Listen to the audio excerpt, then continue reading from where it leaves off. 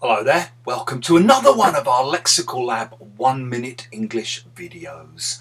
If you enjoy this video, make sure you subscribe to our YouTube channel and check out our website www.lexicallab.com to find out more about our next batch of 8-week online English language classes.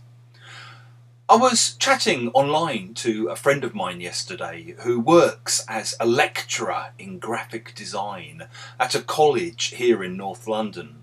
And he's just been told that his college is going to be merging with a much bigger university based quite nearby.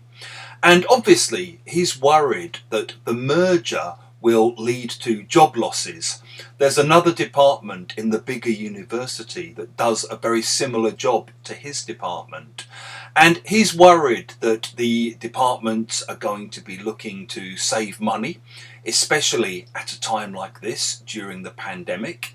And I guess his biggest fear is that he's going to end up getting the chop. If you say someone gets the chop, it means they lose their job. And the lovely thing about the expression is it can mean that you get the chop because you're fired, you're sacked, because you do something wrong. You know, maybe you punch the boss or you get caught drinking in the toilets at work, and so you get the chop.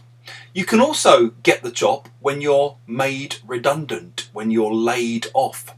So in my friend's case, it would probably be because they decide to make some members of staff redundant. They decide to lay them off.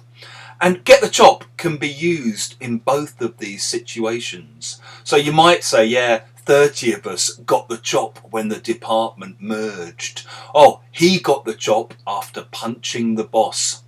I'm guessing the idea comes from the French Revolution, where people got the chop when the guillotine cut off their head. If you've enjoyed this video, make sure you click the like button, share it with your friends and with your students, and in the comment section below, give us your stories or examples connected to getting the chop.